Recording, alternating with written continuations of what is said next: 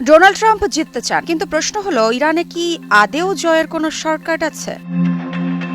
মধ্যপ্রাচ্যে উত্তেজনা বাড়ছে, ওয়াশিংটনের হুমকি বাড়ছে, কিন্তু তেহরানও চুপ নেই। বিশ্লেষকরা বলছেন এটা কোনো সাধারণ যুদ্ধের মঞ্চ নয়। ইরান এমন একটি দেশ যেখানে চাপ দিলে সরকার ভেঙে পড়বে, এই ধারণা বড় ভুল।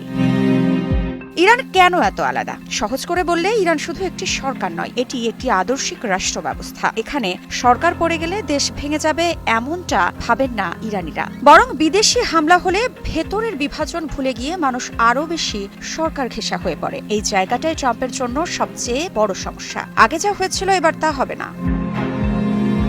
2020 সালে যুক্তরাষ্ট্র ইরানের শক্তিশালী জেনারেল কাসেম সোলাইমানিকে হত্যা করেছিল। ইরান তখন প্রতিশোধ নিয়েছিল ঠিকই, কিন্তু ছিল হিসেব করে, সীমার মধ্যে। 2025 সালে জুনে দেশটির পারমাণবিক স্থাপনায় হামলা হলো। ইরান পাল্টা হামলা করলো কাতারের মার্কিন সামরিক ঘাঁটিতে, কিন্তু কোনো মার্কিন সেনা মারা গেল না। অনেকে ভেবেছিল ইরান হয়তো বড় যুদ্ধে যেতে চায় না, কিন্তু বিশ্লেষকরা বলছেন এবার পরিস্থিতি আলাদা।